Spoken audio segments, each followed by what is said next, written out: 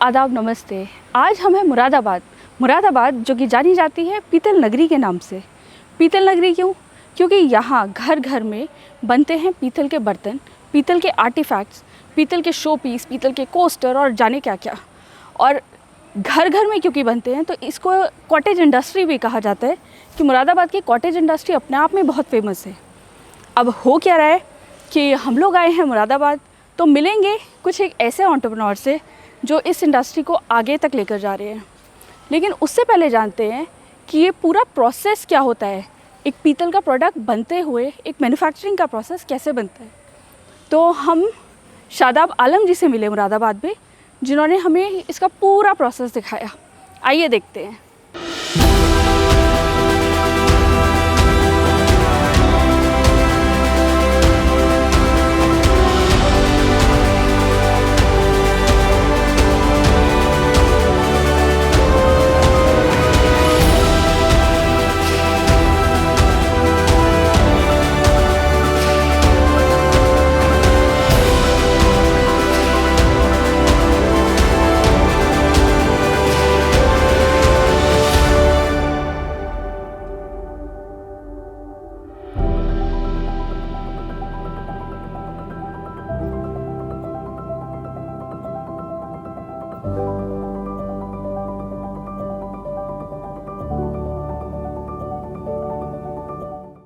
मेरा नाम शादाब आलम है। मैं मुरादाबाद का रहने वाला हूँ। मुरादाबाद में हमारे वहाँ जो काम होता है एल्युमिनियम, पीतल, ब्रास का काम होता है। यहाँ पर जो हम हैं, पहले पुर्जा आता है, तोड़े से सिल्ली बनती है। सिल्ली के बाद में यहाँ ढलाई होती है। ये ढलाई जो होती है वो इस तरीके से होती है। ये लड़के जो हैं दर्जे भर रहे हैं मसाले के अंदर। इस मसाले के अंदर ये दर्जा भरा जाएगा, उसके बाद में ये भर के दिया जाएगा। उसके बाद में ये माल इसमें से निकालेंगे, गला हुआ माल। ये गला हुआ माल निकाल के दर्जे में लौटा जाता है। यहाँ पर ये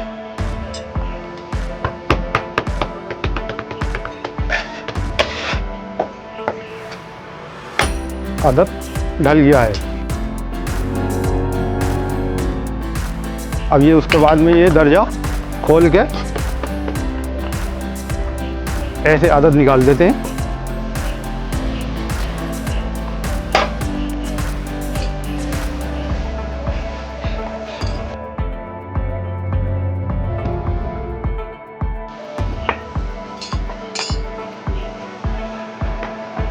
यहाँ पर भी सेम ऐसे ही होता है, मगर ये पीस दूसरा है। साँचे अलग अलग होते हैं, नमूना अलग होता है, फिर साँचे भी जो दर्जा बोला जाता है वो भी अलग होता है। ये नमूना जो है मोम का बनता है नमूना पहले, सबसे पहले या लकड़ी का बनता है, फिर उससे इसी मसाले में ढलाई होती है, फिर वो नमूने वाला नमूना तैयार करता है।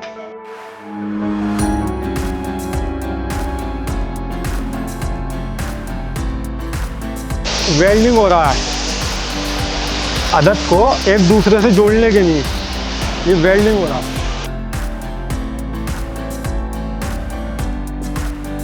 फिनिशिंग हो रहा। ये एल्युमिनियम में है, ये ब्रास में है। पहले ये कोरा होता है जो हमने बताया आपको, ढलाई होती है। ढलाई के बाद में इसमें एम्बरी होती है, वेल्डिंग होता है, फिर ये तैयार हो गई, फिनिशिंग होती है। एम्बरी इसको लेंसर से चिकना करा जाता है। पीतल का काम मुरादाबाद में इस वक्त में इतना नहीं है। 25% पीतल का काम रह गया मुरादाबाद में। उसकी वजह यह है कि पीतल महंगा बहुत हो गया, रेट बहुत हो गया पीतल में। आरटीओ को सस्ता चाहिए, इसी मारे ये माल एल्युमिनियम में, लोहे में, लकड़ी में, शीड में। तो शादाब आलम ने हमें दिखाया कि ये कॉटेज इंडस्ट्री कैसे फ्लरिश कर रही है, कैसे चल रही है अपने आप में। और शायद जिन लोगों को नहीं पता उन्हें बता दें कि एक 8000 करोड़ की इंडस्ट्री है। इतने छोटे से मुरादाबाद से 8000 करोड़ का काम हो रहा है और दुनिया भर में एक्सपोर्ट हो रहा है। मुरादाबाद का और इंडिया का नाम कर रहा है। आज हम इसी सिलसिले में मिले मामा भांजे की जोड़ी से, शकील अहमद जी से और वसीम अहमद जी से, जो काम कर रहे हैं नवाब रीजेंसी में, एक एक्सपोर्ट कंपनी जो कि इंडिया से, मुरादाबाद से बल्कि, सामान बनाते हुए पीतल के बर्तन, पीतल के कोस्टर, पीतल के सिगार और सिगरेट के एशट्रेज, इस तरह के आर्टिफैक्ट्स और खूबसूरत डेकोरेटिव आइटम बनाते हुए यूके, यूएस, नीदरलैंड और जाने कहाँ कहाँ एक्सपोर्ट कर रहे हैं। तो आइए मिलते हैं इन लोगों से।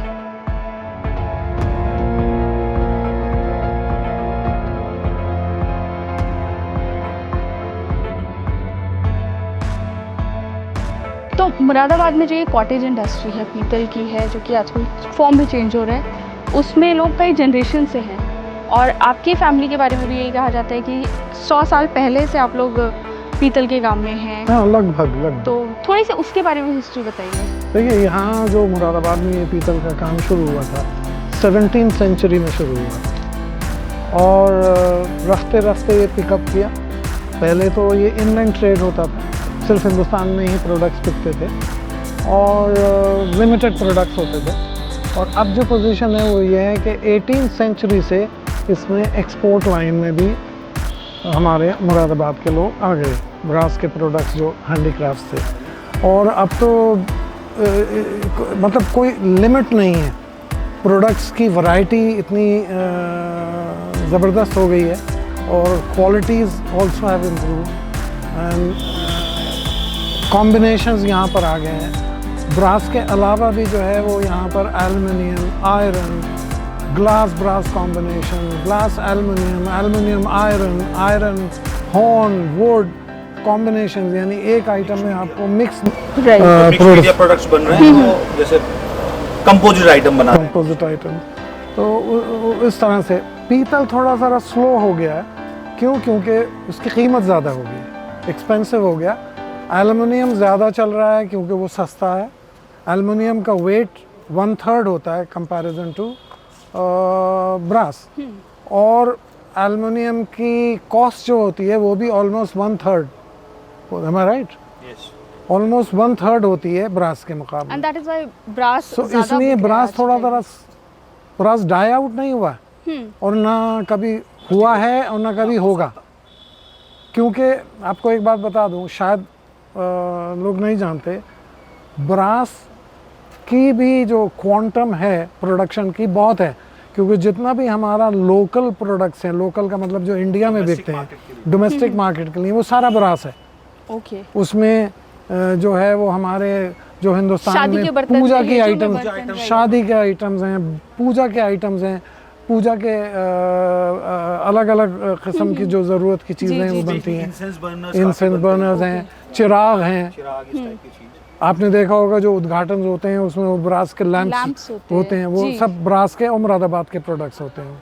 तो वो एक हाँ, अपनी तो इंडिया जगह में एक आई थिंक कुछ एक रिलीजियस कॉन्टेशन भी है पीतल से। हाँ। इस वजह से भी शायद इंडिया में तो ब्रास इंडस्ट्री नहीं कभी ख़त्म नहीं हो सकती, खत्म नहीं करने वाली है। नहीं चलेगी। तो आपके फादर ने स्टार्ट करा, उसके बाद आप भी एक ब्रास इंडस्ट्री कर रहे हैं। अब आपके भांजे जो हैं वो भी इसको आगे लेकर जा रहे हैं, हाँ, आपके वो बेटे भी लेकर जा रहे इट्स हैं। Kind of a generation. तो वो एक तरह से आपने चलता ओवर द है। इयर्स क्या चेंजेस देखे इंडस्ट्री में, क्या क्या ग्रोथ देखी? वेल, अगर मैं कहूँ टेक्निकली कोई ख़ास चेंजेस नहीं हैं। क्यों नहीं है मैं समझ नहीं पाता, या तो इस पे इतनी रिसर्चेस नहीं हुई हैं। क्योंकि मुझे याद है एक चेंज आपको बता दूँ, आपने देखा होगा वहाँ पर छिलाई हो रही थी। जी जी। वो पहले छिलाई हाथ से होती थी, जिसको चरख की छिलाई बोला करते ना चरख अलग है, चरख अलग है। एक होता था कमानी। हैंड से जो होती थी आपने शायद। देखा होगा जब कारपेंटर काम करते हैं तो वो जी, सुराख जी, करते जी, हैं जी, एक जी। हाथ से ऐसे। तो ये क्या होता था, ये वो इस तरह से उसको चलाते थे अपने मशीन को, और एक हाथ में टूल होता था, उससे स्क्रैप करते थे, तो उसको कहते थे कमानी की छिलाई। अब ये जो वसीमिया कह रहे हैं कि चरख की छिलाई, उसमें क्या होता था, वो एक बंदा बैठा होता था सामने, वो चलाता था उसको। ओके। एक अब वो ऑटोमेट हो गई है वो बेल्ट। वो उसकी जगह अब मोटर मशीन्स आ गई, जी, अब मोटर से चल रही हैं, मोटर मशीन्स आ तो वो गई भी हैं। एक तरह से हेल्प है I अच्छा, think। पॉलिश भी ऐसे ही होता था। अच्छा। पहले पॉलिश भी होता था ऐसे, और एक होता था कथाई, जिसमें मतलब ये है कि ख़ास तौर से वो ज़्यादातर थाली वगैरह पे होता था। उसमें लोग जो हैं उस पे दे वर ऑलमोस्ट ट्विस्टिंग, ओह जो आज का डांस है ट्विस्ट, तो वो उससे वो होता था पॉलिश। ओके। तो ये चेंजेस तो आए हैं, थोड़ा मशीन का इन्वॉल्वमेंट हुआ है, लेकिन अब जैसे कास्टिंग है उसमें वही एज ओल्ड मेथड है। जबकि मैं ये समझता हूँ कि इट्स हाई टाइम कि चेंज आना चाहिए, जी। कुछ ना कुछ नया आना चाहिए। या तो फिर हम लोग सोचते ही नहीं खुद कि हम इसको थोड़ा आगे लेकर जाएं, को थोड़ा मैकेनाइज करें, इसको थोड़ा प्रोडक्शन भी ज़्यादा निकलेगा, हो सकता है क्वालिटी में भी इम्प्रूवमेंट होगा। तो तो वसीम, आप कुछ चेंज ला पाए इस इंडस्ट्री में देखा जाए तो, because you belong to a different generation? देखिए, हम जो ज़्यादा कोशिश करते हैं, मैं अगर पर्सनली अपनी बात करूं, या जो आज के एक्सपोर्टर्स हैं, हम लोग प्रोडक्टिविटी पे ज़्यादा काम करते हैं। ओके।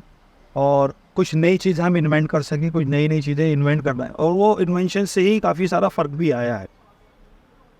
मामा ने बिल्कुल सही कहा जितनी बातें बताई, लेकिन अगर आज की हम बात करें तो क्वालिटी भी बहुत इम्प्रूव हुई है। वो डेफिनेटली पहले हम लोग क्वालिटी पे इतनी ज़्यादा बात नहीं करते, leaps and bound quality improve. Quality की भी हम लोग बड़े क्वालिटी कॉन्शियस हो चुके हैं, और आई होप कि इंशाल्लाह और ज़्यादा काम करेंगे और पूरी इंडस्ट्री को फ़ायदा होगा। That is why export is also improving, I think, है ना? हर शख्स क्वालिटी की तरफ देख रहा है। अच्छा, पहले क्या प्रॉब्लम होता था? देखिए, अगेन हम बड़ी कॉम्पिटिटिव मार्केट में हैं, क्योंकि अब पहले हम ओवरसीज शोज नहीं करते थे, इंटरनेशनल शोज नहीं करते थे। ओके। अभी हम लोगों को हांगकांग में भी बैठना होता है अपने प्रोडक्ट को लेकर। अभी हम फ्रैंकफर्ट में भी बैठ रहे हैं, अब दुबई में भी शोज हो रहे हैं, मिडिल ईस्ट में भी शोज होने लग गए हैं। तो वहाँ हम जाकर देखते हैं तो हमारा वहाँ सीधा कंपटीशन होता है वियतनाम, चाइना और ताइवान और इन लोगों से। तो उनके प्रोडक्ट के सामने हमें अपने प्रोडक्ट को स्टैंड कराना है, तो ऑब्वियस सी बात है कि हमें क्वालिटी कॉन्शियस होना पड़ेगा, हमें बहुत ज़्यादा इनोवेटिव भी होना पड़ेगा, क्योंकि अगर हम ये सब पे काम नहीं करेंगे तो शायद हम उस मार्केट में उनके साथ नहीं होंगे। और आज की तारीख ये है कि मैं आपको ऑनेस्टली बताऊं कि हम लोग बहुत अच्छा कर रहे हैं ऊपर वाले के करम से।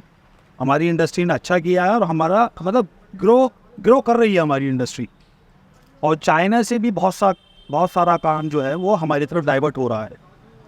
क्वांटिटीज भी बढ़ गई हैं, क्वांटिटीज भी बढ़ गई, इतनी बड़ी क्वांटिटी नहीं होती थी। हुआ करती थी। आज से अगर 50 साल पहले की बात अगर आप करो तो वो क्वांटिटीज नहीं हुआ करती थी। अब क्वांटिटीज अब लाखों में भी पहुंच गई हैं। कोई क्वांटिटी ऐसी होती है कि सुनकर भी यकीन नहीं आता कि इतनी क्वांटिटी का काम मुरादाबाद के अंदर बन रहा है। कमिंग बैक, आप जो एग्जीबिशंस की बात कर रहे थे, ये बहुत लोगों से सुना कि हम लोग एग्जीबिशन करते हैं। उन एग्जीबिशंस का कितना फ़ायदा आपको नए बायर्स को रीच आउट करने में होता है? B2B में होता है, B2C में होता है? किस तरह के फ़ायदे आपने देखे हैं? नई बायर्स, बहुत सारे बायर्स मिल रहे हैं। और एक बड़ी अच्छी बात ये है कि देखिए, आपके स्टैंड पे अगर अच्छा फुटफॉल है, बायर्स आ रहे हैं, और आपके स्टैंड पे पूरे 4 या 5 दिन का शो होता है, तो उसमें 50 बायर या 40 बायर आपको विजिट करके गए, तो ज़रूरी नहीं है कि आपको 40 से या 50 से काम होगा। काम आपका 2, 4, 5 से भी होता है, लेकिन जो 50 विजिट्स हुई हैं, सबसे आपको कुछ ना कुछ सीखने को मिलता है, क्योंकि सबकी अपनी अपनी ओपिनियन होती है, सबके अपने अपने आइडियाज़ होते हैं। तो उन लोगों से हमें बहुत कुछ सीखने को मिलता है। It's easier, you know, the contact is easier. अभी अगर हम एग्जीबिशंस नहीं करेंगे तो हमें अपने बायर्स को या बायर्स को हमें कांटेक्ट करने में इंडिविजुअल ऑपरेशन है।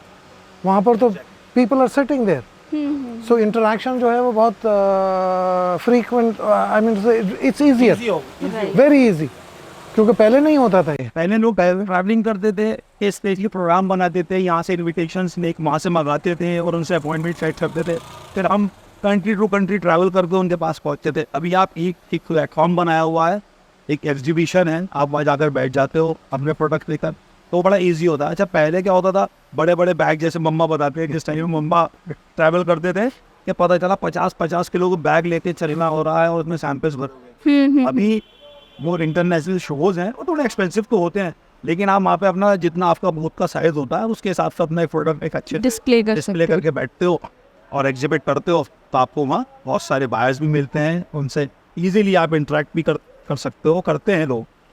हमें तो बहुत फ़ायदा हुआ है। अभी दिल्ली शो होता है, अभी दिल्ली शो का तो मतलब जो दिल्ली शो की अगर वो बात करूँ तो it's very much like Frankfurt show. Okay. अब इस शो का भी अब कोई जवाब नहीं है। I think it outsmarted the Frankfurt, I think for our industry, for our industry. Because Moradabad I think one district one product में आ चुका है, इसकी ये वजह ब्रास मुंबई और इंडस्ट्री भी है। क्योंकि सारे बाइंग हाउसेज अब दिल्ली एनसीआर में हैं। क्योंकि बाइंग हाउसेज जी। का भी बहुत बड़ा रोल है। Role आज की तारीख में जितने बड़े डिस्ट्रीब्यूटर्स हैं या बड़ी बड़ी रिटेल चेन्स हैं, वो सारे होलसेलर्स हैं, वो अब सब बाइंग हाउसेज। buying houses. अब बाइंग हाउसेज भी उन लोगों से भी मुरादाबाद इंडस्ट्री को बहुत सीखने को मिला है। क्वालिटी पर उन लोगों ने भी बहुत काम किया है। तो वो जैसे क्वालिटी उनके स्पेशलिस्ट क्वालिटी कंट्रोलर्स होते हैं उनके, जो टाइमली यहाँ विजिट्स करते हैं। कोई इनलाइन इंस्पेक्शन कर रहा है या आपका पीपीएम्स हो रही है, जो प्री प्रोडक्शन मीटिंग होती है, उससे बड़ा फर्क पड़ता है। अच्छा। क्योंकि वो लोग अपने हिसाब से उसको माल को देखते हैं, उनकी भी अपनी एक नज़र है। क्योंकि वो लोग भी मतलब बहुत एक्सपीरियंस है, सीखने को मिलता है। सीखने को सही मिलता बात है। तो उससे भी बड़ा फर्क इंडस्ट्री पर हमारी रहा है। अब दिल्ली शो में जैसे हम बैठते हैं तो वो सब लोग भी हमारे पास आते हैं। फॉर एग्जाम्पल अगर आप बाइंग एजेंट हैं, आपका कोई बायर नहीं भी आ रहा है और आप विजिट कर रहे हो, तो आपका मेरे पास विजिट करना ही ये बहुत है कि यार मैम मेरे पास आई है और उन्होंने मेरे अपने आइडियाज़ दिए, क्योंकि आप अपने बायर को जानते हो।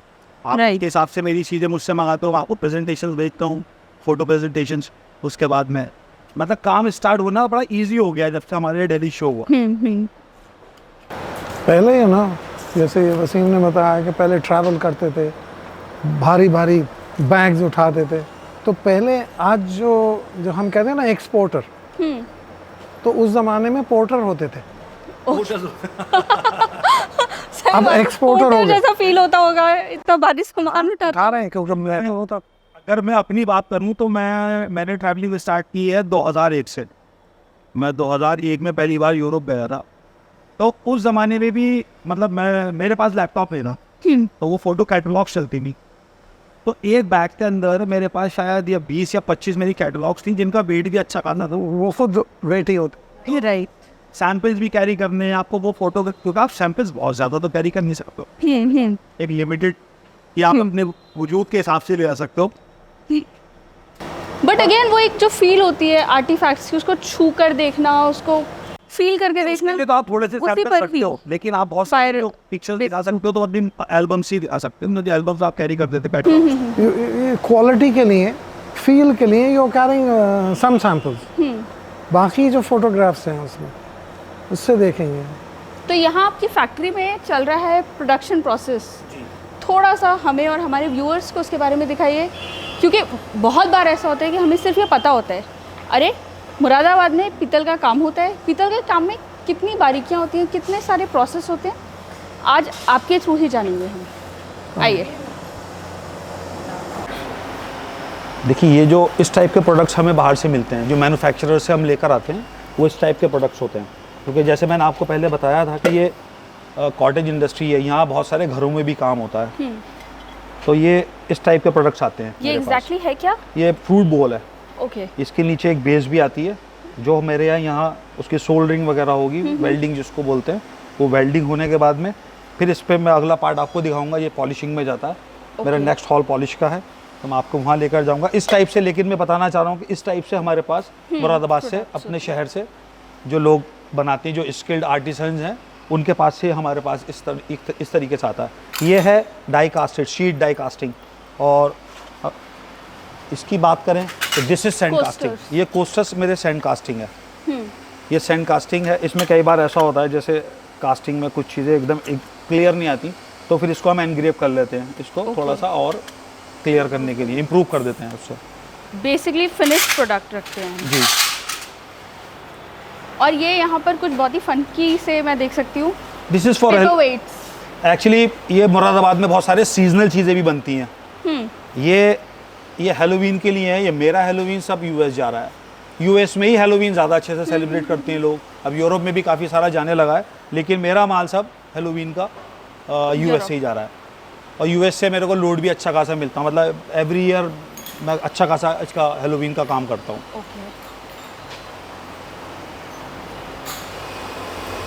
लेकिन एक चीज़ ये है कि हमें ऐसा नहीं होता कि जो ये स्केलेटन का मैंने बनाकर रखा हुआ है कि नेक्स्ट ईयर भी मेरे को यही बेचना है। मुझे इसके अंदर कुछ ना कुछ चेंज करने हैं, कुछ एडिशनल इसमें कुछ जोड़ना है, या इसकी फिनिश चेंज करनी है। ऐसा नहीं हो सकता कि ये प्रोडक्ट Same अभी बिक गोल्ड में जाएगा। रखा है तो ये हर बार वो बेचते रहना है। यूनिक या आपको कुछ ना कुछ इसमें ऐड ऑन करना होता है या कुछ चेंजेस इसमें फिनिशेस में करने होते हैं, या कहीं इसका कान थोड़ा ऊपर नीचे कर दो तो वो ऐसे होता है। तो basically do you also use designers कि Yes, भाई मैंने डिज़ाइनर भी हायर किए हुए हैं और वो सभी के पास होते हैं। इट डिपेंड्स, आपके ये काम पे डिपेंड करता है कि आप किस कस्टमर का काम कर रहे हो। जैसे कस्टमर्स होते हैं, अब मैं हॉबी लॉबी का भी काफ़ी सारा काम करता हूँ, तो हॉबी लॉबी के लिए मुझे डिज़ाइनिंग करनी पड़ती है, नए नए डिज़ाइंस बनाने पड़ते हैं। और भी कस्टमर्स यूएस के हैं, मेरे पास ज़्यादा यूएस का ही काम होता है, तो यूएस बेस्ड जितने भी बायर्स हैं उनको नए नए डिज़ाइन चाहिए होते हैं, क्योंकि वो भी सीजनल काफ़ी सारा काम करते हैं और हर सीज़न के अलग कलर्स हैं। विंटर का अलग है, ऑटम के अलग हैं, स्प्रिंग के अलग हैं, फिर उसके अंदर अलग अलग जो फेस्टिवल्स होते हैं उनके भी हैं। मैं काफ़ी सारा वैलेंटाइन भी करता हूँ। वैलेंटाइन में क्या होता है? वैलेंटाइन में हमने बहुत सारे हार्ट बनाते हैं। ओके। और अगर ईस्टर की बात करें तो ईस्टर में हम लोग काफ़ी सारे बनीज बनाते हैं, एग्स होते हैं। मेरे पास मतलब जो भी यूएस का काम करेगा उनको ये सब काम करने पड़ेंगे। ऑडियो में दिक्कत है। अभी पॉलिशिंग में चलें, पॉलिशिंग में। Please come.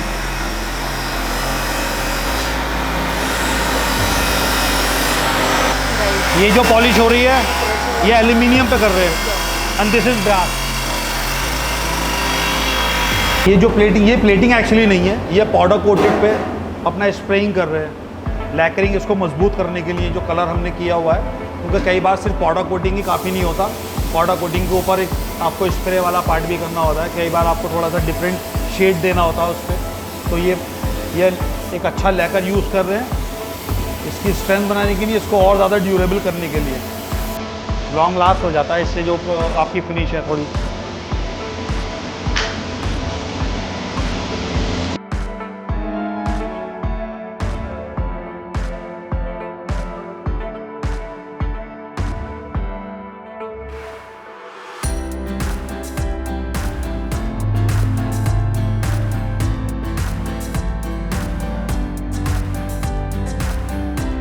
प्लेटिंग हो रहा है यहाँ पर। यहाँ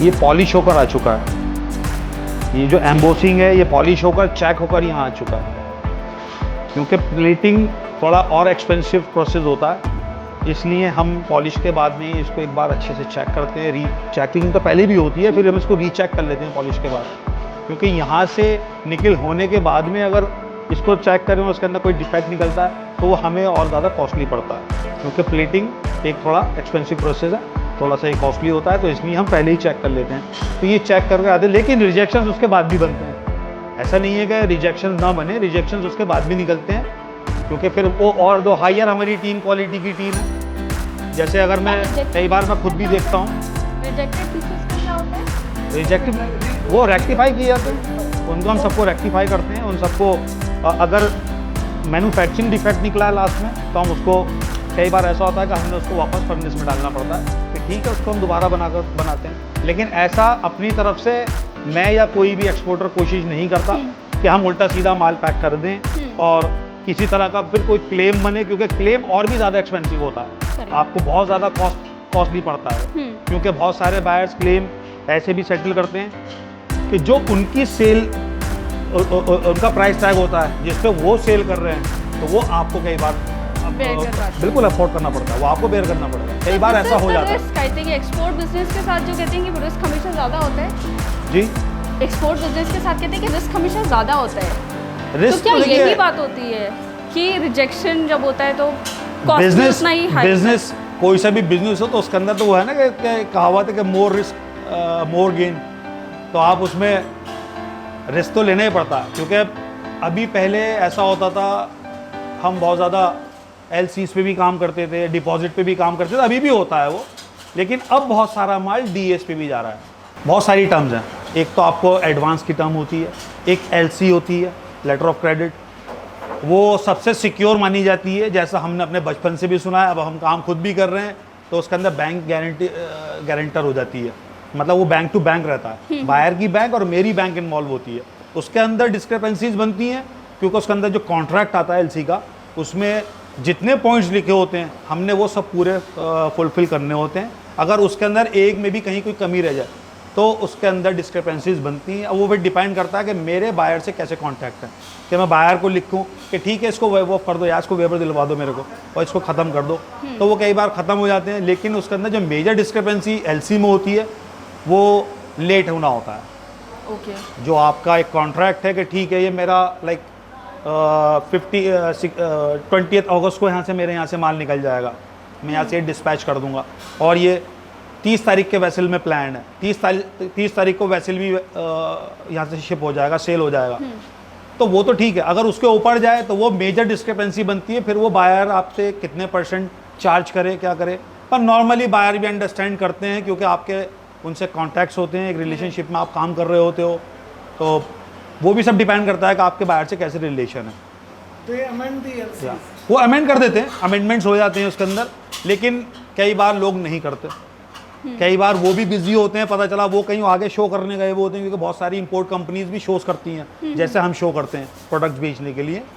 तो अगर वो ऑफिस में नहीं है, कोई बंदा अगर उस तरह से वो नहीं कर सकता तो फिर वो आपको बेयर करनी पड़ जाती हैं कई बार चीज़ें।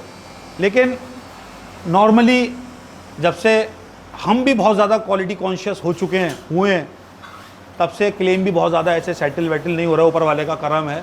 लेकिन अब से 15-20 साल पहले बड़ा कानों में सुनने में आती थी और सुन सुन के जो है वो क्या कहते हैं, अगर मैं अपनी मुरादाबादी भाषा में कहूँ, खून खुश्क होता था कि यार ये क्या हो गया, किसी का इतना लंबा क्लेम कैसा आ गया। तो कितना सबसे बड़ा क्लेम आपने क्या सुना था, बचपन की बातें अगर करें तो? मैंने एक बार एक किसी का लगभग कोई ऐसा सुनने में आया था, कंपनी का तो नाम मुझे ऐसे याद भी नहीं है, ऐसे जैसे क्योंकि यहाँ तो एकदम बड़ी तेज़ी से स्प्रेड हो जाती है कोई भी चीज़, तो हमने बचपन में अपने सुना था कि किसी फला कंपनी में 7 करोड़ का उसका क्लेम आ गया है। मैं आपको यहाँ से जो माल जाता है ये बिल्कुल फाइनल, ये देखिए जो ये आप ये टिश्यूज़ देख रहे हैं, इससे ये ड्राई करते हैं। ओके। ये ड्रायर में भी जाता है, लेकिन ये जो हमारा अपना तरीका है चीज़ माल को सुखाने का, ये भी एक बहुत कारगर तरीका है। हम ड्रायर से तो सुखाते ही सुखाते हैं, ड्रायर उधर लगे हुए हैं, ड्रायर से भी सूखता है माल। ये यहाँ से ड्रायर पहले इसको ऐसे प्रोसेस ऐसे मतलब इसको साफ़ कर देंगे, वाइप कर देंगे, जितना भी पानी होगा अच्छे से क्लीन हो जाएगा, फिर इसको ड्रायर में रखेंगे। कई बार जब बहुत गर्मी का टाइम होता है तो इसको हम धूप में भी रखते हैं। अच्छा। धूप में देखिए अभी आज सुबह से थोड़ा मौसम कुछ गर्म था, धूप निकल भी रही थी, तो यहाँ ये देखिए मेरा माल थोड़ा सा सूख भी रहा है बाहर। चलिए, इसके बाद में ये हमारा पैकिंग हॉल में चला जाता है। इस तरह से ये चीज़ें हम लोग ऐड कर रहे हैं। जो अगर एडिशनल कुछ करना है, डिफरेंट कुछ करना है, तो जैसे अभी हमने एल्युमिनियम के साथ में ये वुड यूज़ किया है और यहाँ मैंने एल्युमिनियम के साथ में ये मार्बल यूज़ किया हुआ है। तो इस तरह से कुछ ना कुछ हमने चीज़ें नई नई इन्वेंट करनी है। अभी आजकल मार्केट में ये राइमस्टोन बहुत इन है। ये राइमस्टोन तो ये इस वक्त वर्ल्ड वाइड सभी जगह जा रहा है। अगर यूएस की बात करो, यूरोप की या मिडिल ईस्ट, ये सब लोग ले रहे हैं इस वक्त। इस पे काफ़ी लोग काम कर रहे हैं इस वक्त। मुरादाबाद में ये काफ़ी काम हो रहा है, मैं भी काफ़ी सारी शिपमेंट्स भेज चुका हूँ इसकी राइमस्टोन की। तो ये इस वक्त बहुत इन है और ये लग भी बहुत सुंदर रहा है इससे प्रोडक्ट, इससे थोड़ा सा हाँ। अच्छा, एक सबसे इम्पॉर्टेंट चीज़ हमारी इंडस्ट्री में ये है कि आपकी कोई सी भी चीज़ उसकी परसीव वैल्यू कुछ दिखनी चाहिए। ऐसा कुछ नहीं हो कि आपने बिल्कुल लाइट आदत बना दिया और ऐसे लाइट पीस बना हुआ है, उसको आदमी को एकदम छू के देखे, अरे यार कुल 50 ग्राम का पीस है। तो आपको थोड़ा कहीं ना कहीं बहुत सारी जगह हमने यहाँ लोडर भी यूज़ करते हैं नीचे। अच्छा। इसको थोड़ा सा हैवी बनाने के लिए। ओके। या अच्छा, वेट हमने कई बार इसलिए भी इसके अंदर डालना होता है कि आप जब इस पर कैंडल लगाओगे तो कैंडल यहाँ पहुँच जाएगी, तो उसका टिल टेस्ट भी हमने पास करना होता है। राइट।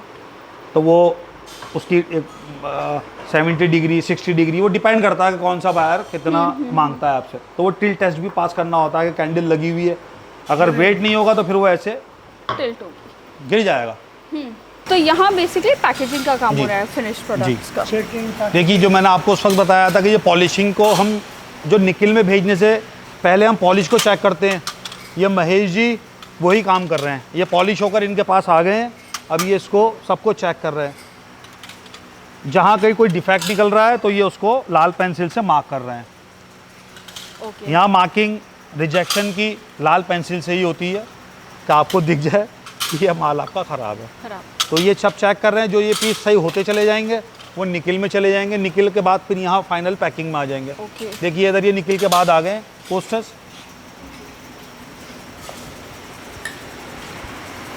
अब ये निकिल के बाद में ये पैकिंग हुई, ये फाइनल पैकिंग हो, ये सब चेकिंग हो चुकी है, अभी पैक कर रहे हैं लोग।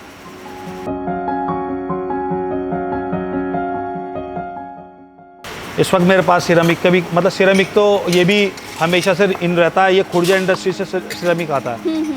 ये खुर्जा से मेरे पास आ रहा है माल, ये वुडन ट्रे मैं बना रहा हूँ और ये इस तरह से जा रहा है। देखिए इसको थोड़ा सा, इसको से सिक्योर करने के लिए, इसको अच्छे से प्रोटेक्ट करने के लिए ये एक बैली बैंड भी हमने यूज़ किया है। ये पहले भी अच्छे से यहाँ पे ग्लूड है और इसको हमने बैली बैंड में भी यूज़ किया। फाइनल पैकेजिंग के वक्त हम ड्रॉप टेस्ट करके देखेंगे, अगर ये ओके होगा तो ठीक है, हम इसके अंदर फिर थर्माकोल यूज़ करेंगे।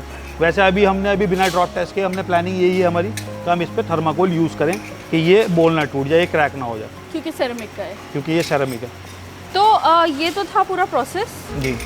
अब आपको क्या लगता है ये जो पूरी मुरादाबाद की इंडस्ट्री है, इसका फ्यूचर क्या होगा? फ्यूचर इंशाल्लाह बहुत ब्राइट होगा हमारे मुरादाबाद इंडस्ट्री का। मैं तो यही कहूँगा और यही मेरी दुआ है, मेरी भी यही दुआ है, हर सारे मुरादाबादियों की यही दुआ होगी, चाहे वो एक्सपोर्ट इंडस्ट्री में है या नहीं है, क्योंकि मुरादाबाद का कोई भी काम वो हमारी एक्सपोर्ट इंडस्ट्री से ही जुड़ा हुआ है। अगर कई बार यहाँ मुरादाबाद के अंदर थोड़ा काम कम हो जाता है, कई बार हो जाता है ऐसा कि रिसेशन है या कुछ है, ऑर्डर्स कम है, तो यहाँ हर चीज़ पे फ़र्क पड़ता है। इवन आपके जो रेस्टोरेंट्स हैं उन तक पे आपको वो देखने को असर मिलता है, क्योंकि हर चीज़ यहाँ मुरादाबाद के अंदर हमारी एक्सपोर्ट इंडस्ट्री से जुड़ी हुई है और सब लोग यहाँ खूब मिलजुल के काम करते हैं और एक से एक स्किल्ड आर्टिसंस मुरादाबाद के अंदर हैं। कि कुछ लोग तो ऐसे फ़नकार हैं कि उनके जितने हाथ चूमे जाए उतना कम है। मैं तो यही कहूँगा, बड़े बड़े फ़नकार लोग यहाँ मुरादाबाद के अंदर हैं और ये हमारे लिए गॉड गिफ्ट है, ऊपर वाले ने ऐसे ऐसे फ़नकार लोग हमें दिए हैं। नॉलेज तो शायद मैक्सिमम मैं बात करूँ तो मुरादाबाद की जो मेटल की और प्रोडक्ट की तो नॉलेज मैक्सिमम लोगों को होगी, लेकिन कुछ फ़नकार ऐसे लोग हैं कि जिनका जो आउटस्टैंडिंग है, उनकी जो कारीगरी है, जो उनका काम है वो रिमार्केबल है और उसको जितनी उसकी तारीफ़ करी जाए उतना कम। तो ये थे हमारे साथ मुरादाबाद से वसीम अहमद साहब और शकील अहमद साहब, मामा भांजे की जोड़ी, जो कि मुरादाबाद की पीतल इंडस्ट्री को आगे लेकर जा रही है। अगली जनरेशन होपफुली और बेहतर कर पाएगी और मुरादाबाद का नाम दुनिया में चमका पाएगी, बिकॉज़ ये लोग मेक इन इंडिया प्रमोट कर रहे हैं। Bye bye, see you next time.